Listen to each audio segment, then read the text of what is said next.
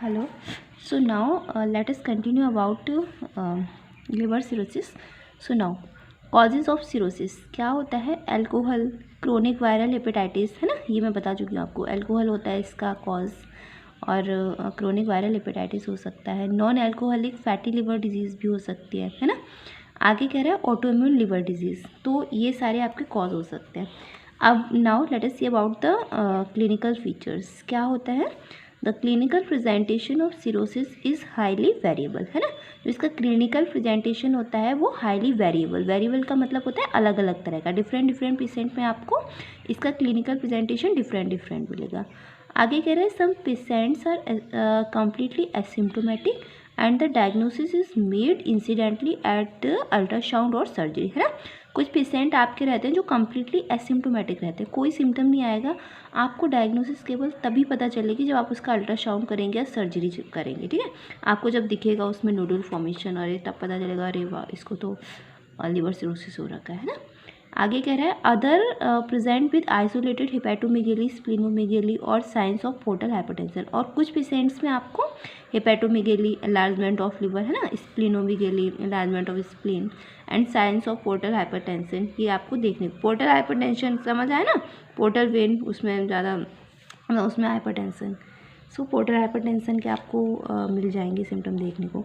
आगे कह रहे हैं when symptoms are present they are often non specific and include weakness, fatigue, muscle cramp, weight loss, anorexia, है ना, वॉमिटिंग एंड अपर एब्डोमिनल. और अगर सिम्टम उसमें प्रेजेंट भी होंगे तो वो आपके बहुत नॉन स्पेसिफिक होंगे. नॉन स्पेसिफिक का मतलब ये हो गया जैसे पर्टिकुलर इसी के सिम्टम नहीं, ये सिम्टम तो बहुत सारी कंडीशन में आ सकते हैं, है ना. जैसे कि आपका वीकनेस हो गया, फैटिक हो गया, मसल क्रैम्प हो गया, वेट लॉस, एनोरेक्सिया, वॉमिटिंग, है ना, अपर एब्डोमिनल डिस्कम्फर्ट.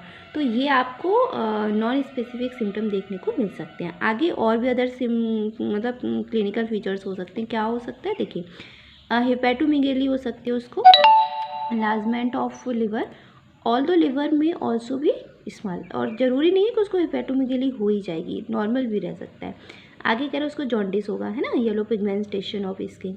इसके बाद उसको एसाइटिस होगा. एसाइटिस क्या होता है देखिए, अगर हम एसाइटिस का डेफिनेशन देखते हैं तो ये होता है abdominal swelling. Abdominal swelling caused by accumulation of fluid most often related to liver disease, है ना. इसमें जो आपका एब्डोमिनल एनलार्जमेंट, पेट बड़ा हो जाता है फूल के, है ना. क्यों हो जाता है? क्योंकि उसमें एक्युमुलेशन ऑफ फ्लूइड होता है. आपने देखा होगा बहुत सारे पेशेंट का बहुत बड़ा पेट हो जाता है, फिर डॉक्टर उसमें से पानी निकालते हैं, है ना.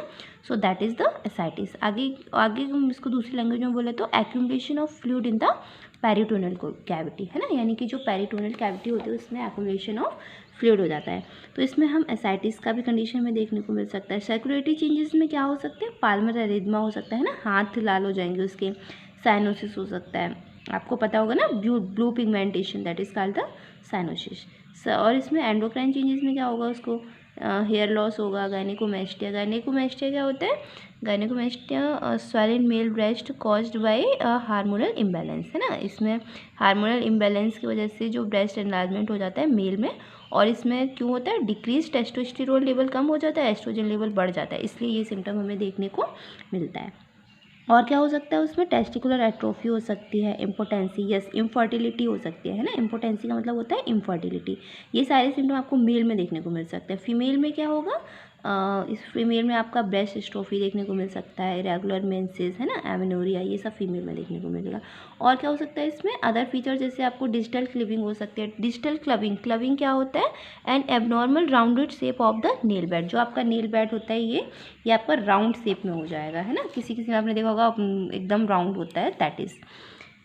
अब इसके बाद में हम इसका बात करते हैं management. This include the treatment of the underlying cause, maintenance of nutrition and treatment of complication, है ना. इसमें जो भी हम अंडरलाइंग कॉज देखेंगे, उसको हेपेटाइटिस हो रखा है या फिर वो अल्कोहल की वजह से है, मतलब क्या उसको, मतलब वायरल इन्फेक्शन है या अल्कोहल है, जो भी है हम उसका अंडरलाइंग कॉज करेंगे. Chronic liver failure due to cirrhosis can also be treated by orthopaedic liver transfusion which currently accounts for about 3/4 of all liver. इसमें हम लिवर ट्रांसप्लांटेशन भी कर सकते हैं, जो कि आज 3/4 केसेस में जो किया जाता है। ओके, आगे कह रहा है the overall prognosis of cirrhosis is in many patient present with advance disease और a serious complication that carry a high mortality, है ना। इसका प्रोग्नोसिस बहुत ख़राब है। प्रोग्नोसिस मतलब इसका अच्छा नहीं होता है, मोस्टली सीरियस मोर्टेलिटी ये कॉज करता है। Okay, thank you.